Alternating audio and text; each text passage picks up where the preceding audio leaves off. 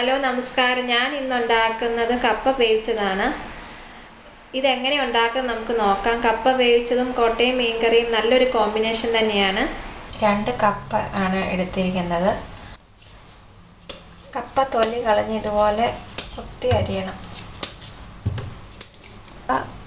കപ്പയുടെ തൊലിയെല്ലാം കളഞ്ഞ് ക്ലീൻ ചെയ്തിട്ടുണ്ട്. ഇനി ഞാൻ കപ്പ കഴുകാൻ പോവുക. 2-3 പ്രാവശ്യം നന്നായിട്ട് കപ്പ കഴുകണം. കപ്പയിൽ നല്ല പൊടിമണ്ണുണ്ട്, അതുകൊണ്ട് 3-4 പ്രാവശ്യം കപ്പ നന്നായിട്ട് കഴുകണം. കപ്പ ഞാൻ നന്നായിട്ട് കഴുകിയിട്ടുണ്ട്. ഇനി നമുക്ക് ആവശ്യത്തിന് വെള്ളവും വെച്ച് ഈ കപ്പ നമുക്ക് വേവിച്ചെടുക്കാം. ഇനി നമുക്ക് തീ ഹൈ ഫ്ലെയിമിൽ ഇട്ടിട്ട് നമുക്ക് ഇത് കപ്പ തിളച്ചതിന് ശേഷം ഒരു മീഡിയം ഫ്ലെയിമിൽ വെക്കാം.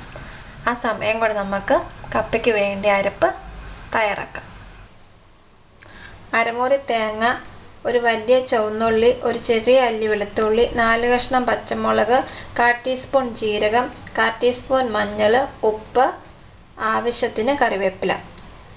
നമ്മൾ കറിവേപ്പില ഒഴിച്ച് ബാക്കി എല്ലാം കൂടെ ചെറിയ മിക്സിയിൽ ഒന്ന് ചതച്ചെടുക്കുകയാണ് ചെയ്യുന്നത്. അരപ്പ് റെഡിയായിട്ടുണ്ട്. കപ്പ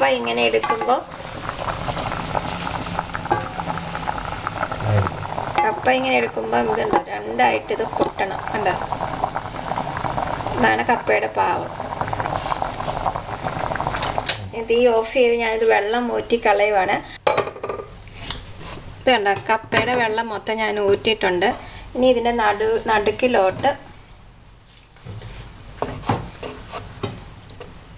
ഞാൻ അരപ്പിടാൻ പോവാം.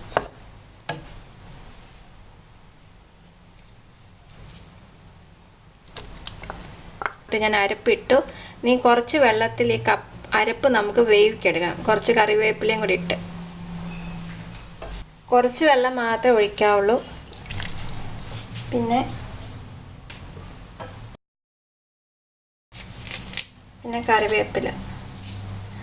കറിവേപ്പില നല്ലതാണ് ഫ്ലേവർ കിട്ടാനായിട്ട്.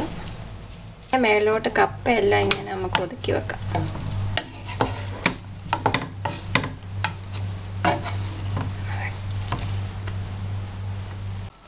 ഇനി നമുക്ക് കപ്പ ഇളക്കാം.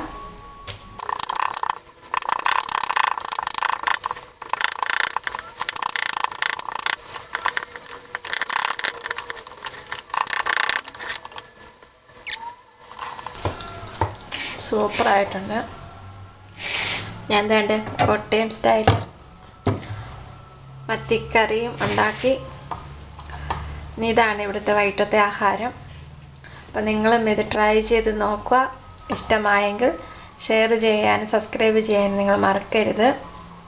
വളരെ നല്ലൊരു കോമ്പിനേഷനാണ് കപ്പ വേവിച്ചതും കോട്ടയം സ്റ്റൈൽ മീൻ കറി. അത് നിങ്ങൾ ട്രൈ ചെയ്ത് നോക്കണം.